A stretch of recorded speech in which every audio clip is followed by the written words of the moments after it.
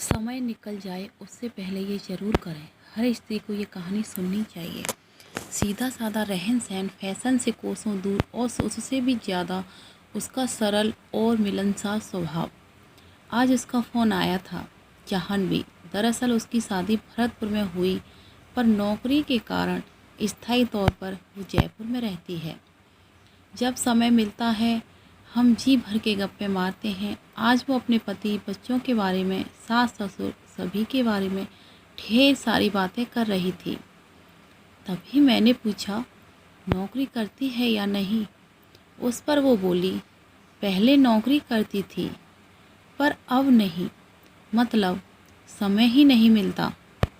घर के काम, बच्चों का स्कूल, ट्यूशन, खाना बनाना, घर की साफ सफाई, सास ससुर का ध्यान रखना, उनकी दवाई, पानी, सब समय से और नियम से देना, ये सब करते करते खुद के लिए समय ही कहाँ मिलता है।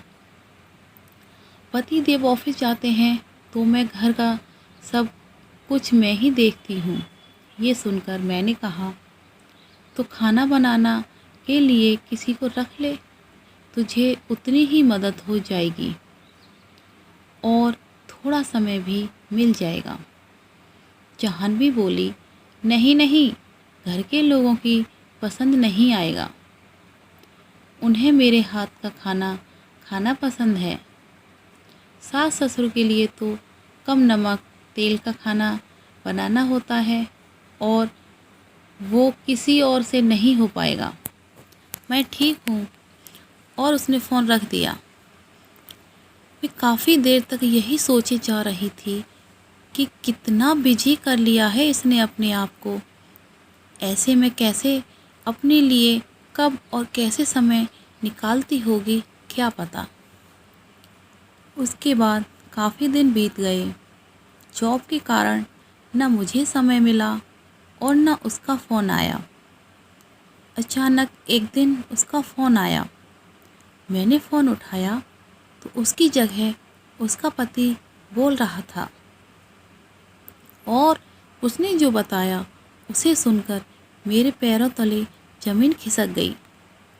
उसने बताया कि 4-5 दिन पहले ही उसकी मृत्यु हो गई है। ये सुनकर मैं निशब्द हो गई। ऐसा कैसे हो सकता है? कल तक जो मेरे साथ बात कर रही थी वो आज इस दुनिया में है ही नहीं। अगली सुबह मैं उसके घर गई। वहाँ जाने पर पता चला कि उसे ब्रेन ट्यूमर हो गया था।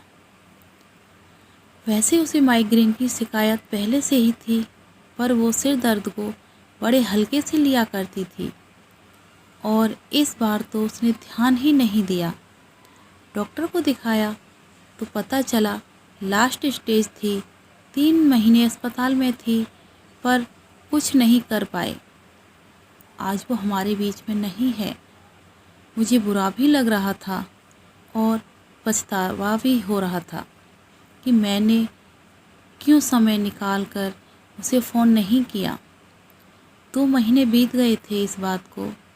एक दिन मन में आया कि जाह्नवी के पति को फ़ोन किया जाए। उनका हाल चाल जानने के लिए फ़ोन इसलिए भी किया क्योंकि उनके सारे काम जाह्नवी ही किया करती थी।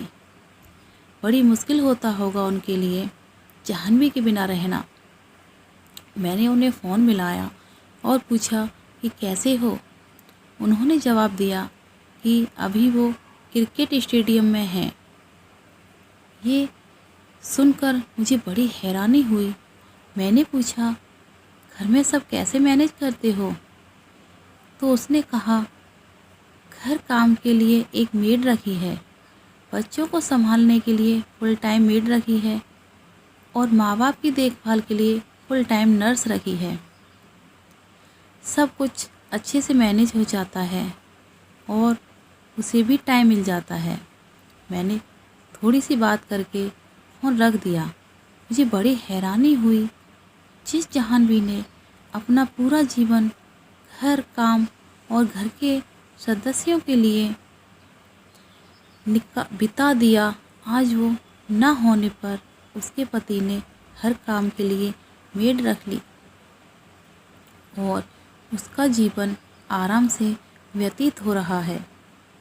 फिर इसमें जाह्नवी की क्या गलती थी? साथियों, ये कहानी बताने का एक ही उद्देश्य है कि घर की स्त्रियों ने अपने घर के प्रति सभी जिम्मेदारियां निभानी ही चाहिए, पर अपनी भी कीमत करना सीखो। खुद की भी उतनी ही केयर करो जितनी आप दूसरों की करते हो। सभी काम मुझे ही करने हैं और मुझे ही आते हैं, इस बात को अपने दिमाग से निकाल दो, क्योंकि आखिर में कोई किसी का नहीं होता। खुद के लिए समय निकालो, खुद को समय दो, क्योंकि गया हुआ समय लौटकर कभी नहीं आता और बाद में हमारे हाथों में भी कुछ नहीं बचता। तो फ्रेंड्स, आपको इस कहानी से क्या शिक्षा मिलती है, सो कमेंट करके ज़रूर बताना।